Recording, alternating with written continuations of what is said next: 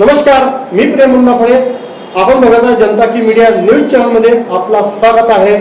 आज बघूया एक नजर. नागपूर ग्रामीण भागामध्ये स्थानिक स्वराज्याचे इलेक्शन लागलेले आहे. आज आपण बघून आले आपल्याकडे नरेंद्र भाऊ नांदुरकर जे तरफदार नेते आहे आणि तरफदार उमेदवार पण आहे आपला बहादुरा नगरपंचायतकडे. आणि आपल्याला आज बघून आले की नरेंद्र भाऊ सोबत आपण काही खास मुलाखत घेत आहे. नरेंद्र भाऊ, तुम्हाला खूप खूप अभिनंदन. तुम्हाला उमेदवारी मिळाली भाजपाकडून. नरेंद्र भाऊ, काय सांगणार तुम्ही? याच्या आधी पण तुम्ही नगरसेवक होते, बरेच वेळा तुम्ही नगरसेवक राहिलेले आहे आणि आताही तुम्हाला नगरसेवकाची भाजपाने तुम्हाला खूप मोठी जिम्मेदारी दिलेली आहे. कशी जिम्मेदारी तुम्ही निभावून जनतासोबत? नगरपंचायत बहादुरा येथील प्रभाग क्रमांक 8 येथून मला सर्वसाधारण मधून भारतीय जनता पार्टीने माझ्यावर विश्वास ठेवला आणि मला 5व्यांदा या निवडणुकीमध्ये जनतेच्या समोर, सर्व नागरिकाच्या समोर मला भारतीय जनता पार्टीची जबाबदारी दिली आहे. ही जबाबदारी मी परिपूर्ण विकासाचे कामं करून आणि व्यक्तिगत लाभाच्या योजना त्यांच्या दारापर्यंत नेऊन मी त्यांचे मताचे दान व्याजासहित परतफेड केल्याशिवाय राहणार नाही. योजना बघत आहे, अनेक प्रकारच्या ज्या योजना निघाल्या, लाडकी बहीण, शिवभोजन थाली, यावर तुमचं काय मत आहे? हे बंद झालं म्हणजे बंद दिसून येत आहे, जनताचे असा आरोप लागत आहे, यावर तुमचं काय मत आहे? असं काही नाही आहे. सरकार काही बोलत नाही आहे. शिवभोजन थाली अनेक वर्षांनी बंद झालेली आहे.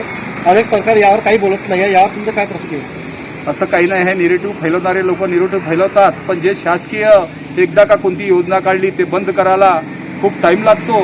पण कोणत्याही प्रकारे कोणत्याही योजना बंद होणार नाही, कारण की ही महायुतीची सरकार आहे आणि या सरकारमध्ये अनेक प्रकारच्या 101 अशा योजना ह्या सरकारने काढलेल्या आहे. NMRD आहे, रमाई आहे, शबुरी आहे, पंडित दीनदयाळ पंतप्रधान आवास योजना आहे, समाज कल्याण महिला बाल कल्याणची आहे, लाडकी बहीण योजना आहे, तसेच संजय गांधी श्रावणबाळ योजना आहे, उज्ज्वला गॅस योजना आहे.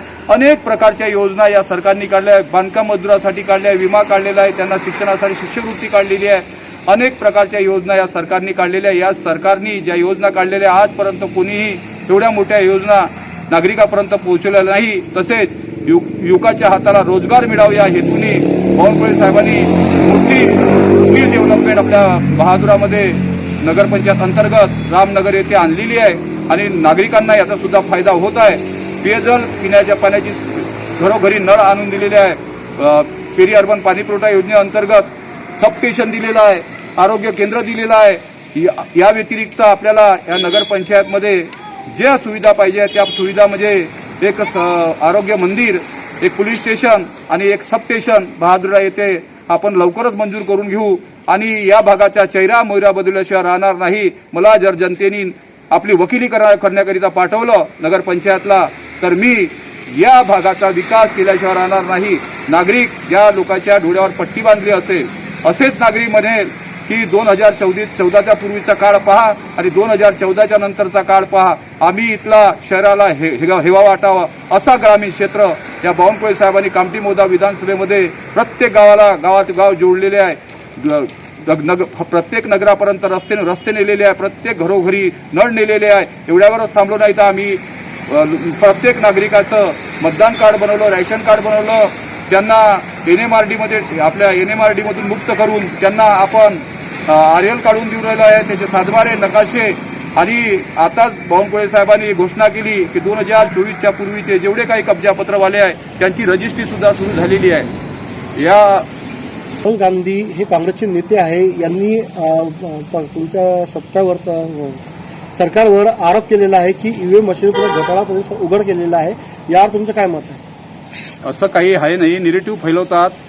वोट चोर गद्दी छोड, त्यांनीच गद्दी छोडायला पाहिजे, खासदारकीचा राजीनामा द्यायला पाहिजे आणि त्यांच्या जो काँग्रेस पक्षाने जो त्यांना अध्यक्ष केलेला आहे काँग्रेस पक्षाचा, त्यांना हे माहीत नाही की तळागाळामध्ये जे भारतीय जनता पार्टीचे कार्यकर्ते आहेत, बूथ प्रमुखापासून तर सहप्रमुखापर्यंत आणि मंडळ अध्यक्षापर्यंत घरोघरी जाऊन नागरिकाची मतदान भरतात आणि मतदानच भरत नाही तर तिथल्या नागरिकाचे वोटर येणाऱ्या विधानसभा असो, लोकसभा असो, जिल्हा परिषद असो, पंचायत समिती असो, त्या परिपूर्ण ताकदीने लढतात आणि त्या जिंकून सुद्धा आणतात. जेव्हा त्याचे हार त्यांना पचवणं होत नाही तेव्हा हे असे आरोप लावतात. नागरिकांना मी एवढंच विनंती करेल की आम्हाला प्रतीक्षाताई किशोरजी खंदाडे या उमेदवार भारतीय जनता पार्टीच्या अध्यक्षाच्या आहे आणि मी उमेदवार प्रभाग क्रमांक 8 नगरसेवकासाठी उभा आहे. मला जर तुम्ही निवडून दिलं तर तुमची वकिली मी योग्यरित्या पार पाडीन आणि विकास केल्याशिवाय राहणार नाही.